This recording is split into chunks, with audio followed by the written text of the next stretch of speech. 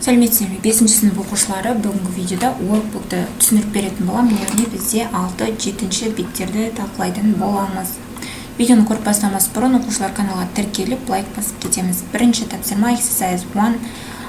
Яғни бұл жерде біз бұл тақырыпшада there is, there are, яғни бөлмеде бар жекеше және көпше түрлерін үйренетін боламыз. Бірінші fill in there is, there isn't, there are, there aren't деді. Яғни мына жерде көпше түрі мен жекеше түрін болымды болымсыз етіп сәйкесінше қоюымыз керек. Бірінші there are қоямыз, яғни there are some sofas. Мұнда бірнеше полкалар бар дейді. Екінші there are some armchairs. Бірнеше креслолар бар дейді. There is a desk. There is a desk. There are some chairs. Бесінші there isn't a bed. Алтыншы there aren't any paintings. Яғни осылай жазып шығамыз оқушылар. Келесі екінші тапсырма exercise 2 look at the pictures деген суретке қайтадан қараймыз. Complete the questions. Сұрақты толықтырамыз. Answer them дейді. Одан соң жауап бер дейді. Бірінші are there any cushions? Перделер бар ма дейді. Yes, there are. Мына жерде қателік кетті кішкене. Екінші is there a painting? Сурет бар ма дейді. No, there isn't. Картина бар ма дейді. Жоқ деп жауап береміз. Үшінші is there a fridge? Холодильник бар ма дейді. No, there isn't болады. Төртінші are there any flowers? Гүлдер бар ма дейді. No, there aren't деп жауап береміз оқушылар. Келесі үшінші тапсырма complete the sentences so they are true about you. Өзіңе қатысты етіп, яғни бөлмемізде не бар екендігін мына жерге жазуымыз керек. There is, there are мен толықтырып. Ендеше орындаймыз. Бірінші there is a desk in my bedroom. Яғни менің бөлмемде парта бар деп жаздым. Егер жоқ болса there isn't қоясыңдар. No, there isn't деп. Екінші there are posters on the wall. Стенада постерлер ілінген деп жаздым. There are. Егер жоқ болса there aren't деп нотты жалғап жазасыңдар. Үшінші there is a bed in my bedroom. Менің бөлмемде кровать бар дедім. Егер жоқ болса there isn't деп жазасыңдар. Төртінші there aren't 3 windows in my bedroom. Бөлмемде 3 терезе жоқ деп жаздым. Яғни 3 терезе деп берілген мына жерде. Бесінші there is a wardrobe in my bedroom. Менің бөлмемде шкаф бар деп жаздым. Алтыншы there isn't a carpet on the floor. Жерде ковер бар жоқ деп жаздым. Яғни мына жерде there is деп жазсаңдар болады. There is a carpet on the floor. Жетінші there aren't 4 chairs in my bedroom. 4 үстел бар деп жазылған, яғни жоқ деп жаздым. 4 үстел жоқ деп. There is a bookcase in my bedroom. Менің бөлмемде кітап сөресі бар деп жаздым. Келесі бізде төртінші жаттығу Prepositions деді of place. Яғни орынға байланысты, астында, үстінде, жанында деген сөздерге байланысты жазуымыз керек. Мына жерде қарамен берілген 3 сөздің бірін, Prepositions'тардың бірін таңдап жазуымыз керек. Ендеше орындаймыз. Бірінші there is a garden behind the house. There is a poster on the wall. Стенада постер бар дейді. My bedroom next to the bathroom. Менің бөлмем ваннадан кейінгі дедік. The cat is under the table. Мысық үстелдің астында дедік. The books are between the vase and the lamp. Деп осыларды белгілеп шығамыз оқушылар. Келесі 5-ші тапсырма exercise 5 look at the pictures and the character sentences. Суретке қарады, сөйлемдерді дұрыста дейді. Бұл жерде бірінші there is a pair of shoes next to the bed. Төсектің жанында бірінші аяқ киім жатыр дейді. No, there isn't. There is a pair of shoes under the bed. Ол төсектің астында дейді. There are magazines on the bed. Журналдар төсектің үстінде дейді. No, there aren't. There are magazines on the floor. Төсектің үстінде емес, ол еденде жатыр дейді. Үшінші, there is a chair near the desk. No, there isn't. There is a chair in front of the desk. Яғни үстел, орындық, ол партаның астында дейді, я. No, there isn't. There is a chair in front of the desk. Төртінші, there is a lamp behind the desk.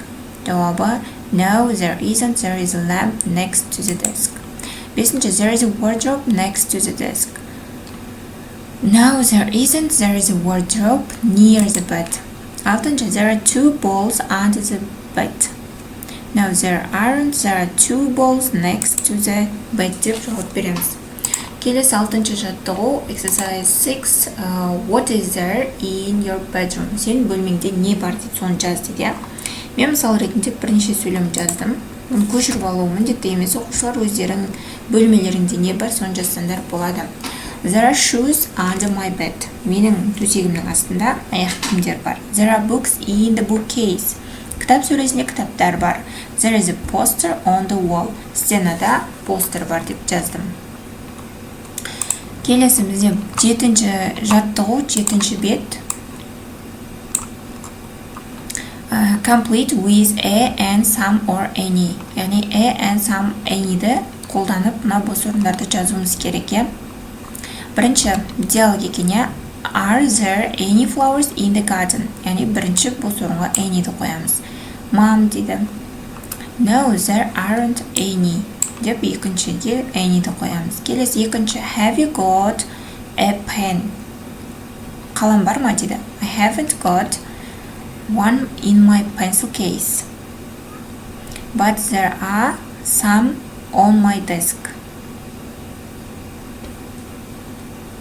Take one. Яғни менің пеналымда, қалам салышымда ручка жоқ дейді. Бірақ бірнеше партаның үстінде ручкалар тұр дейді. Яғни соның біреуін ал дейді. Thank you, рахмет. Have you got an eraser? Өшіргіш бар ма дейді. No, I haven't. Менде жоқ дейді. Келесі, are there any pencils on your desk? Сенің партаңда бірнеше қарандаштар бар ма дейді. Yes, there are some дейді. Why дейді. Can I have a red one, please? Қызыл түсін алсам болады ма дейді. Sure, here you are дейді. Әрине, кел дейді. Яғни осы предлогтарды мұнда қоямыз. Келесі 8-ші жаттығу, exercise 8, fill in, do, talk, close, be, clean, eat. Осы сөздерді мұнда қоюымыз керек. Яғни do дегеніміз бұл жасау бір нәрсені, talk дегеніміз айту, close дегеніміз жабу, be дегеніміз болу, clean деген тазалау, eat деген жеу. Осы сөздерді мына жаққа қойымыз керек. Clean your bedroom, please дейді. Бөлмеңді тазалаш өтініш дейді. Екінші, please don't eat in here. Мұнда тамақ жеуге болмайды өтініш дейді. Мына жерде x қойып қойған, яғни don't eat болады. Болымсыз сөйлем жасау керек. Келесі, бізде үшіншіде де болымсыз сөйлем жасауымыз керек. Яғни сыныпта сөйлеуге болмайды. Don't talk in class. Сыныпта сөйлеуге болмайды дейді. Келесі, болымды сөйлем жасаймыз, яғни close the window, please. Терезені жапшы өтініш дейді. Келесі, болымды сөйлем жасаймыз, do your homework. Үй жұмысыңды жаса, орында дейді. Келесі, болымсыз сөйлем жасаймыз, don't be late for school. Сынып мектепке кешікпе дейді. Осыларды жазып аламыз. Келесі 9-ші жаттығу, exercise 9, write the ordinal numbers. Яғни реттік сан есім жасауымыз керек. Бірінші 13 дейді. Яғни бізде бұның әріппен жазуымыз керек. Бірінші 13th болады, келесі 9th болады, одан кейін 3rd болады, 19th, 5th, 20th, 12th, 2nd. Бұл екінші деген уже ауысып кетеді, 2nd болады. Келесі 11th, 17th, 4th and 18th болады. Осылай жазып шығамыз оқушылар. Келесі бізде 10-ші жаттығу, exercise 10, choose a correct answer дейді. Яғни бұл жерде де дұрыс нұсқасын таңдап жазуымыз керек. Жазып алсақ 10-ші жаттығуға назар аударамыз. Бірінші, there are some books on the table. Яғни A-ді белгілейміз, some books. Келесі, the sofa is in front of the window. Екіншіде beді белгілейміз, яғни in front of. Үшіншісінде there are any pillows? Yes, there are болады, see-ді белгілейміз. Төртте the garden hasn't got any trees болады, A-ді белгілейміз. Бесте is there a fridge in the kitchen? Яғни is-ді белгілейміз. Алтыншы please don't run the classroom. Сыныпта жүгірмеш, өтініш дейді.